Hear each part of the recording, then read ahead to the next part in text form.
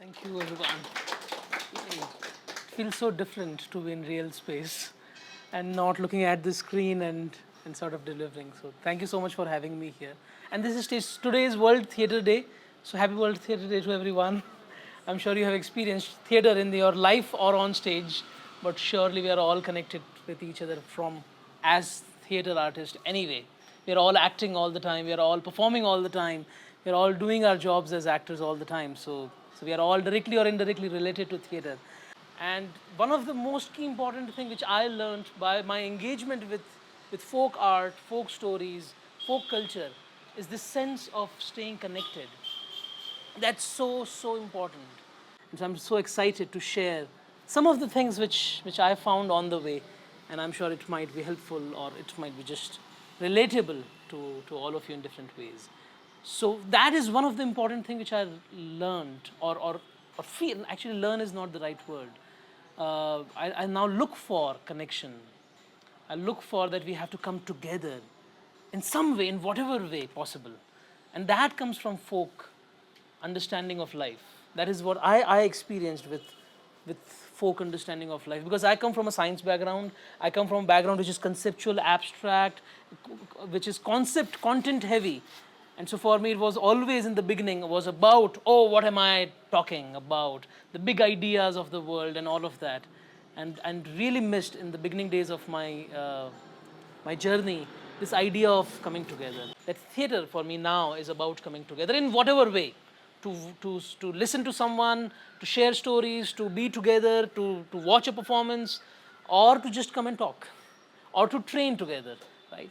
When we are doing these gestures, when we are sort of talking to each other in these reactions, and like right now, like what happened when I'm waving, when we are clapping, there's a sense of togetherness, right? So two things. One is gesture. A gesture of any kind, be it a virtual gesture or a real gesture, be it a verbal gesture or a physical gesture, we are trying to sort of knock on people's doors. We are trying to express something which is very complicated. Like our experience is hugely complicated, and yet we are articulating them in these simplified gestures because we want to share it. Right? And that process of articulation is important because that is about, in theatre and in every art form obviously, it's about the experience articulated in something which is more perceptible, which is more receptible. And because it is complicated experience, our life, and we want to articulate it. And that I think is key to any artist, this need, this desire to articulate what we go through or what our society go through. And so that is what artists do. And not everyone obviously has time, space, energy, and technique to sort of do it. So artists do it. So that some people can relate with it. And some people are like, that's not relatable to me. And sure, that's okay. Right? So the artist's job definitely is to put the hard work, to go through the experience and to find an articulation which other people can resonate with. And not just say just this much. And that's a huge job. That is something which I carry from the beginning of my work with my practice, where there are big ideas and how do we bring these big ideas on stage? What do we do so that these big ideas are represented? These big ideas are present on stage or in whatever form. It's also called the idea of transposition, which we have been doing since beginning of our civilization, right? Like right now, if I say there are 15 people here, let's say, I'm just putting a number, 15 is abstract. There's no point, right? But it's a language which helps me understand what 15 is. It is not a necessary thing, but for me to articulate so that I can do something about it, that I can make arrangements about it, I can think about it. And that process is deep down in the beginning of our civilization or beginning of civilization. And that we continue to carry. And that brings us to a point of language. So what is my language in which I perform, I act, I do anything and everything which I do. Like right now I'm speaking in English. Like sometimes you don't need to speak, you just need to sit next to someone and just spend that time. And that gesture of sitting next to someone, not saying anything is enough. But that's language, because physically you are making choices. You're deciding gestures, you're deciding actions which you should take. And today I feel after COVID, we definitely need to enter into a world which is action oriented. What am I doing? What am I doing? I should do something. And that's language. Um, and every artist across field are constantly asking themselves, what is my language? And why do we need that? Because once you have language, you can articulate your ideas, what we started talking about. All these experiences we can articulate. And the second part to it is the ability to share it with people. That is something which I really struggled in the beginning of journey. Because I'm like, oh no, this is all about ideas, this is all about concept, this is all about content, right? It's not about other people. I don't care if the other person understand or not. They have to understand something, sure, why not? If not, perfectly okay. That's where the folk influences come to me, yeah? And I happen to arrive, and that's where I want to begin today's work. Today, this is just the background setting of where the folk started entering into my life. And actually, this is a interesting place to be because there's a temple which is so beautiful out there. And this is like an urban space, and there's a little more urban space, so it's already mixed. Like we live in India, which is amazing because there's urban, tradition, modern, postmodern, all coexist. Yeah, like just exist, and it's so beautiful. We don't pay attention. I was not paying attention as artist. I was completely involved in myself, spending time. But that is also necessary, and I'll come back to that a little later. Why that part also is so crucial for any person, artist or non-artist, to spend that time with self and with ideas and craft. And stories are obviously one of the most important things, helping us make sense of the world. So when I was working with these ideas, I always ignored the influence and power of stories. I thought maybe stories are for like simple theater people. I feel very amateurish now of thinking that way, that I felt stories are simple theater. Like people who don't do good theater or professional theater or complicated theater, they tell stories. We are idea theater people. And I was so wrong. I didn't realize how powerful the stories are. And it depends on how we present them, how we perform them. That's where the technique comes in. So when a fakir is singing a song about desert in Rajasthan, he's not interested in the objective reality. Because objective reality you can see, you can experience what's there. I mean, that's for children if you ask them, right? But what is beyond that? What will help me to go deeper into my life? What will help me to really experience the life is what I'm interested in. This is not what I'm saying. I'm, for example, a folk artist. So how do we transcend the reality? What do we do about it? Because it exists. That was important. Like, it's not just about presenting the ideas on stage, but it's about creating an experience which transcends the idea. Because ideas you can study, ideas you can see, ideas you can explore. You don't need theater for that. What is the point of theater if it's just about passing it? Then give a lecture on ideas, right? And that should be enough. When a woman on streets with an ektara, like minimal instrument, sings, maybe not even tuned to any sort of thing, and still you are transported. And I'm like, wow, how do they do that? That's so powerful. There are no orchestra sitting, not classically trained for 20 years artist in the room and trying to compose music which is complicated. And this experience is exactly same without them having any formal training. And this takes me to this is where I want to share a story. I was doing all these complicated theater ideas, experimental theater is what we used to call it before. I still, to be honest, continue to do that. I just now try to bring these layers from the folk world into that kind of theater. But I continue to do that work. So we're doing all this crazy stuff, and I go to my village, which is in Rajasthan, and people ask me, older generation especially, they are interested in knowing what these people who have gone to cities, they are doing. Because most of them hear that they are either doing business or doing some job or something like that. And so one of the old person asked me, what do you do? Now, it is already complicated in my head what I do, because I'm trying to stay away from conventional theater. I say, I don't know how to explain. So I say, I tell stories. And he says, oh, like Kavadiyas. I'm like, who are Kavadiyas? And this person says, Kawadiyas, I mean, these people used to come 40 years ago when we were children. They will come to our village, they will sit, make us sit around, and they will have this kind of box with them, and they will tell stories. I'm like, wow, where are they now? And he says, I don't know, I haven't seen them for 20, 30 years now. And I'm intrigued. I'm like, okay, this is interesting. I need to know. I come from this land, I have no clue about storytellers. We hear so much about other storytellers, folk performers, and all of that. So I obviously took some friend's bike and I went out to check on people like, hey, who's Kawadiyas? People are like, Kavadiya? Never heard of this word. Have no idea what you're talking about. And I'm more intrigued. For me, this was an adventure trip. So it took some time, but I found, and it was an interesting place. So in Rajasthan, there are something called dhanis. And there are small dhanis, which are like 10 families living, 20 families living, that's all. And I stopped by a dhani because somebody told me that there is a Kavadiya who lives in this dhani. His name is Khoja Ramji. So I stopped and I asked people, hey, do you know Khoja Ramji? And they're like, who Khoja Ramji? I don't know who's Khoja Ramji. I'm like, no, this Kavadiya, this storyteller, this box, all this. No idea. And this one person sitting under a neem tree, people tree, calls me and says, come here. I'll take you to his house.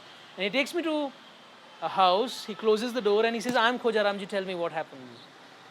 I'm like, you are Khoja, like why don't people know about you? He says, because we don't reveal our identity. Nowadays, we just go and do this ritual of Kavad when patrons invite us and they put us in their havelis, when their children from London, US, they come to show exotic Rajasthan. Oh, that's sad.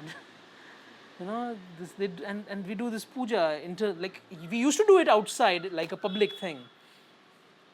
Like, whoa, wow, why? So I spent some time with him, said, I will organize something in Bangalore. But he said, he's interested in ritual. He's not interested in art. And I didn't understand that time, but it took me a year and a half to understand what he said. Now, folk world is a different world. In the folk world, they live life.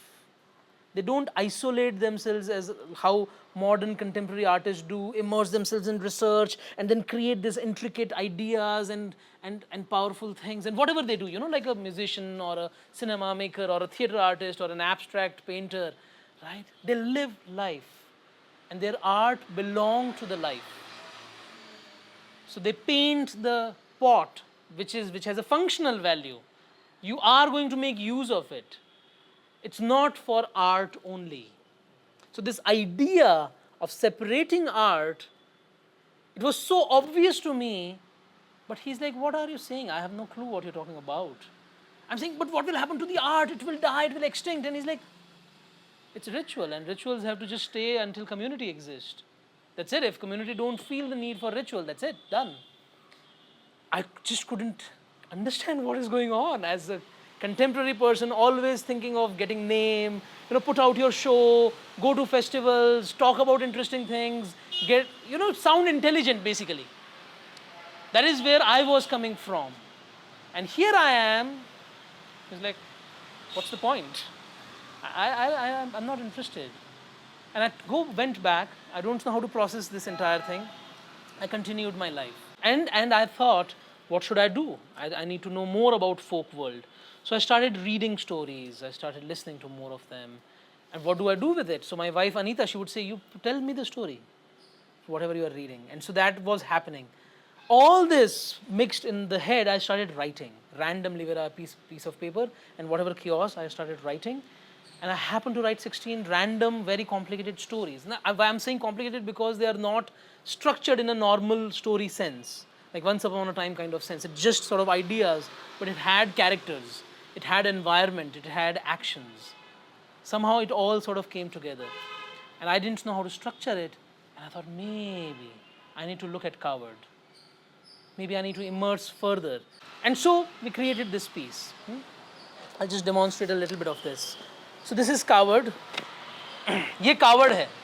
इसमें कहानियों का बुना माया जाल है, जिसमें उतरकर मैं कहानियों को जिंदा कर सकता हूँ और जो सुनने वाला हो सुना सकता हूँ. So this is Kavad. It has stories living in it. I can enter in it and reveal the stories, but only if there are people who can listen. So are you ready to listen? हाँ कहें, हुंकारा भरे, and if you say yes, तभी मैं किस्सों से किस्सा बढ़ाऊंगा. हाँ है? बहुत बहुत शुक्रिया आपका। इजाज़त लेना बहुत ज़रूरी है, बिकॉज इजाज़त लिए बिना हम कोई काम करें शुरू तो मज़ा नहीं आता है। आज हमारे यहाँ इतने पेड़ कटते हैं, कौन पेड़ों की इजाज़त लेता है? हम एक दूसरे को परेशान करते हैं, कहाँ इजाज़त लेते हैं? ना टीचर स्टूडेंट का, ना स्टूडेंट टीचर का, ना माँ बाप बच्चों का, और ना बच्चे माँ बाप की इजाज़त लेते हैं। इजाज़त लेना बहुत ज़रूरी है। आपने इजाज़त दे दी है तो मैं इस कावड़ को शुरू करता हूँ। तो ये दोनों कौन हैं? आप अगर इनको गौर से देखें तो आपके दिमाग में ज़रूर कोई ना कोई बात आएगी। क्या आपको लगता है कि कौन है ये दोनों? बताइए, आपको क्या लगता है कौन है ये दोनों? राम और श्याम। और सोचिए सोचिए।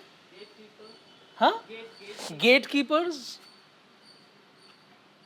तो मैं आपको कोई कहानी सुनाता हूं कि मेरे को इनको देख के लगता है कि ये दोनों भाई हैं।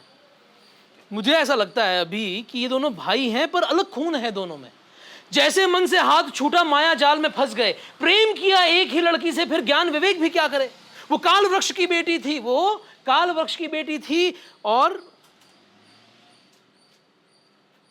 विष्णु की मुंह बोली बहन। वासना में नैन शुद्ध हुए, नदी किनारे अकेला देखकर झपट पड़े शूरवीर, पर काल की दृष्टि कहां नहीं कर कैद यहां पर छोड़ दिया, मिटा दिया भूत, मिटा दिया देश। खोए बेटों की तलाश में बाप बड़ा विचलित हुआ, भक्त बाप ने तब किया विष्णु को प्रसन्न किया, पर बीता हुआ काल और घूमा हुआ चक्र विष्णु स्वयं फिरा नहीं सकते।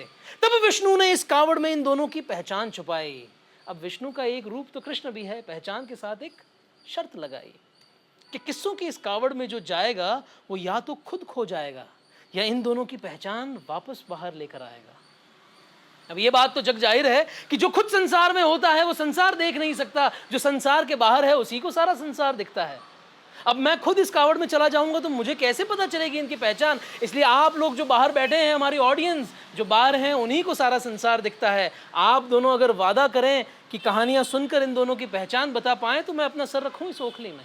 कहीं ये पहचान बता पाएंगे, इस जाल को समझ पाएंगे, हाँ कहें, हुंकारा भरे, एंड इफ यू से यस, तभी मैं किस्सों से किस्सा बढ़ाऊंगा। बताइए, पहचान बता पाएंगे? इस जाल को समझ पाएंगे? यस, बहुत बढ़िया। तो ठीक रही फिर बात, आपके हुंकारों से बढ़ती रहे बात। संध्या का वक्त था, माने शाम का वक्त था, और चांद सूरज आसमान में। संध्या का वक्त था, चांद सूरज आसमान में, डूबता सूरज थका हुआ था। चांद उसे देख मुस्कुरा रहा था, मुस्कुराहट से खींच उठी सूरज भी फिर तमतमा गया, और एक तेवर सूरज के चांद भी फिर चुप ना रहा। बरसाने लगा अंगड़ाइयां मदमस्त चांदनी की रोशनी में, गजब नजारा बिखर गया, घमासान सा हो गया, रंग बिखरे आसमान में, धरती रात कली में घुल गई। अब वक्त हुआ, वक्त के आगे किसकी चलती है? वक्त हुआ तो सूरज डूबा, चांद भी गुस्से में लौट गया। उसी दिन से अमावस हुई, अंधेरी काली रात हुई। मैडम जी, उसके पहले अमावस नहीं होती थी। उसी दिन पहली बार अमावस हुई और अंधेरी काली रात हुई। दोनों रूठे बैठे रहे और यहां धरती पर हलचल हुई। गुस्सा तो गुस्सा है, गुस्से से बड़ा गुरूर है। गुरूर के रहते पत्थर पानी में डूबे, गुरूर के रहते कितने सर कटते। गुरूर दोनों में उफना हुआ था। अगर आसमान में लौट गए तो हारे माने जाएंगे। कई उपाय किए गए, संतों, फकीरों, विद्वानों, साइंटिस्टों, हमारे मोदी जी को बुलाया गया, बिडेन को बुलाया, सबको, किसी से कुछ हुआ नहीं। अब जब कुछ हुआ नहीं तो राम रहीम को पुकारा गया। जब कुछ होता दिखा नहीं तो राम रहीम को पुकारा गया। पर ये दोनों एक और परेशानी सुलझा रहे थे। दुनिया में महाबली तीनों लोकों पर राज करने निकला था। खून की प्यासी उसकी टोली उसे चक्रवर्ती बनाने निकली थी। 3/4 धरती और 1/4 पानी वो पहले ही जीत चुका था। अब रात अमावस्या की वजह से, चांद और सूरज के जाने की वजह से इसकी सेना भी एक जगह रुकी हुई थी। राम रहीम इसको रोकने में लगे थे, पर अंधेरे की समस्या आन पड़ी थी। तो फिर इन दोनों ने तय किया कि अभी अच्छा मौका है, वक्त है, चांद और सूरज की प्रॉब्लम पहले सुलझाई जाए, क्योंकि उसके बिना तो पूरी दुनिया नष्ट हो जाएगी। तो राम चले चांद के पास, रहीम पहुंचे सूरज के द्वार। चांद थोड़ा चंचल था, झांक झांक कर देख रहा था। सूरज अभिमान से भरा हुआ था, आक्रोश में बैठा हुआ था। रहीम ने सूरज से सवाल किया, अरे व्हाट्सअप, क्या रे बंधु, क्या बात है, किस बात का गुरूर है भाई? ये अभिमान कितनों ने किया, आज उनके नामो निशान कहाँ हैं? यूं हट लेकर क्यों बैठा है, क्यों कमरे में बंद बैठा है? संसार का संचालक तू है, तेरे रुकने से सब रुका हुआ है। यूं अभिमान में बैठकर अपनी जरूरत ना खो देना। तू एक तारा है, हाँ, तू अगर चला भी जाएगा तो और कई तारे मिल जाएंगे। ये जो घमंड तू करता है, तेरी बुद्धि से जन्मा है, क्योंकि तू इंटेलिजेंट है, पढ़ा लिखा है, समझदार, आप सब भी समझदार हैं। तो जब हम बहुत पढ़ाई लिखाई कर लेते हैं, समझदार हो जाते हैं, तो हमको घमंड आ जाता है कभी कभी। तो मैं तुझे एक कहानी कहूँगा, मैं एक पहेली बूझूंगा, जो जवाब तूने दे दिया मैं अभी लौट जाऊँगा। तो भाई हमारे यहाँ कहानियों की प्रथा है, क्योंकि कहानियाँ सुनने से हमारा मन और हमारा दिमाग निर्मल हो जाता है, शांत हो जाता है।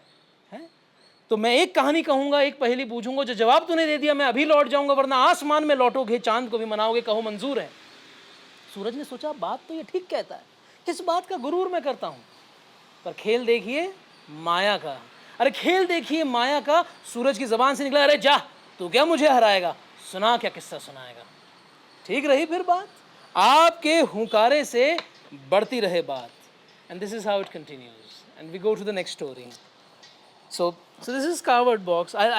This is a 45-minute performance. It goes on long, but this is just to start. This is one story goes into another, another goes into another, like how a lot of Indian traditional art do, like this cycle about things, right? And so this opens like this.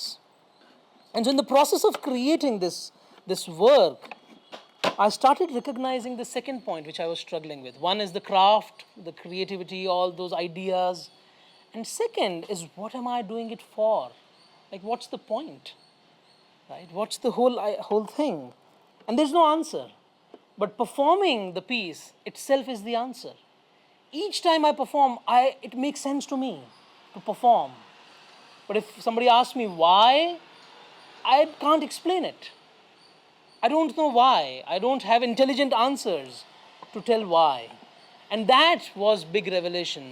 Being with this work, being with the tradition, being with the folk life, that you don't need to answer all your questions, but it need to make sense to you.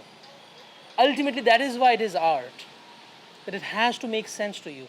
You have to express something. So if I today, after some 4 or 5 years of performing this, I have some intelligent answers, just to make myself feel good, is that it reminds me of many things.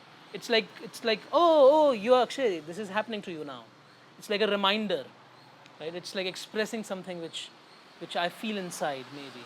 And that I have tried now to bring into most of my other work. So this is just one of the projects we do. Yeah, and it's not that I am a Kavad artist only. I don't call myself that. But the engagement with the folk art has brought this idea that trust your gut. Like, go with the sense. It is good that you don't know how to answer something, because that is exactly when the joy of art is. Because if you know, what's the point? So there's something which we know, I know at this moment, that there's so much I don't know, and that's beautiful. This coming to terms with this unknown, this uncertainty is important. And that I now consciously keep in the work I create. I have gone, I don't know, all over the place with respect to what I planned, but that's okay. Oh, couple of things which if people, I also thought about if there's something like takeaway ideas, like things which people want to, couple of things which I want to share. One is obviously that there has to be craft. And what do I mean by craft? Is the ideas and the ability to convert something into art, right? So we always need something so that we can share, like words, movement, sound, camera, paint, paper. Like, these are important elements, because without that you cannot express an idea. An idea, not just intellectual idea, but a sensorial experience. So we need something called, like, through what you are doing it. What is the lens? What is the frame? What are the elements which you are working with? And we need to develop craft of that. Right? If I'm going to use voice in my performance, I need better have a good voice. If I'm going to use my body, if I'm going to use my energy, I should train in that. And that was the most comforting part. That I understood bang in the beginning of my days. That's the one part. What is the element and how do we make use of the element? Because we all are artists, because we all can make sound. I'm really bad musically. I'm a musically challenged person. But that's exactly what the inhibition is. And that's what the folk world is saying. We have sound, let's make use of it. Let's find joy in doing it. Yeah, that's so beautiful to know. I don't need to train as a singer to make a sound like, whoo. I can still do it. And we are not doing that as we are progressing. And that's the sad reality.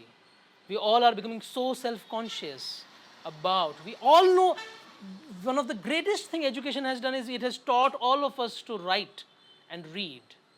That's, I think, the most important thing education has done. Now we can write, then why are we not writing? We can read, then why are we not reading?